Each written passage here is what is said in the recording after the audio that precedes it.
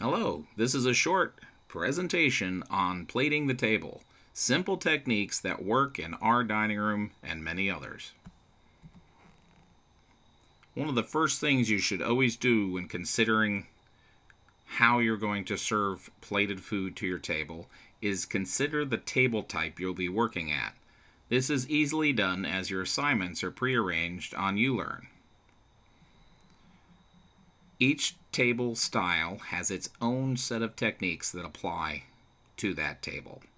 So for the booth, for the banquette, and the freestanding, there may be some similar points, but each one has its own format.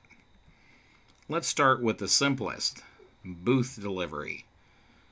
All the service at booth tables is done from one place. That's the service point.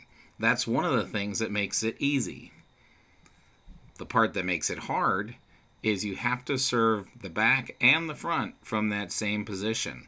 So physically, serving a booth can be challenging. Whenever we serve a booth plated food, we serve the back two seats first and then serve the front two seats. You should always use a crisscross service technique so you remain open to your customer.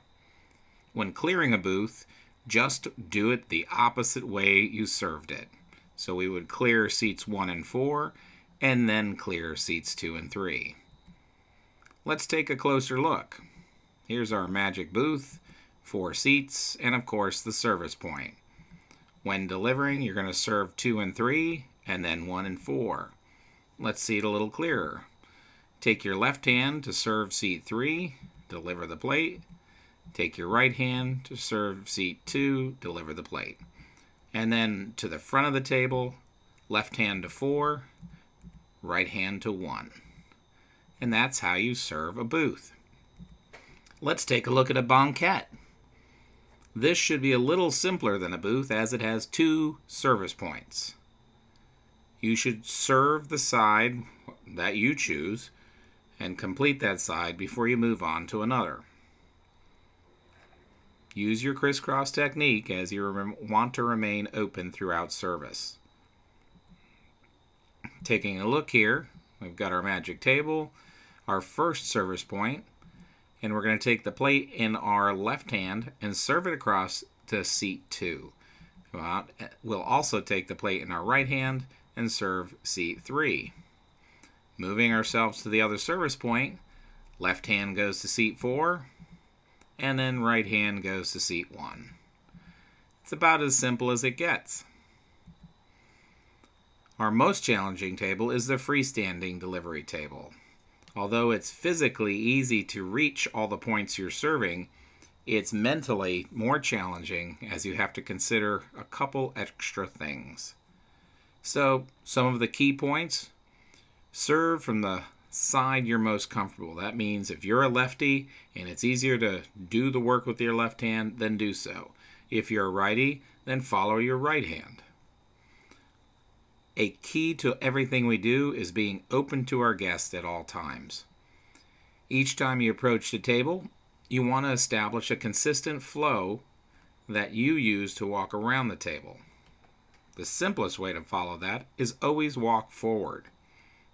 When serving a table such as freestanding, we need to take into account the sequence of service, meaning we would serve guests of honor first, children next, women after the children, men, and then finally always finish our service to the host. Let's take a closer look at what we have here. We have a freestanding table, and if we're a right-handed server, we're going to walk around that table in a clockwise manner. There's my clockwise arrow. And let's start here. We have seat 1 with our right hand. It's delivered. Now we go to seat 2, and that's delivered. Working to seat 3, and then seat 4. A clockwise pattern ensures the guest can always anticipate where you're going to approach them for service. If you're a lefty, let's try it this way. Again, we're at seat 1. And the left hand moves forward into the setting, move to the next seat, and so on and so on. All these techniques take a little time to get used to them, so practice them if you want in class before we open up. You're always welcome to come in at 6:30 or the half an hour before class starts. Take some plates and just build a comfort zone with the table you're serving that day. Thanks again. Have a great day.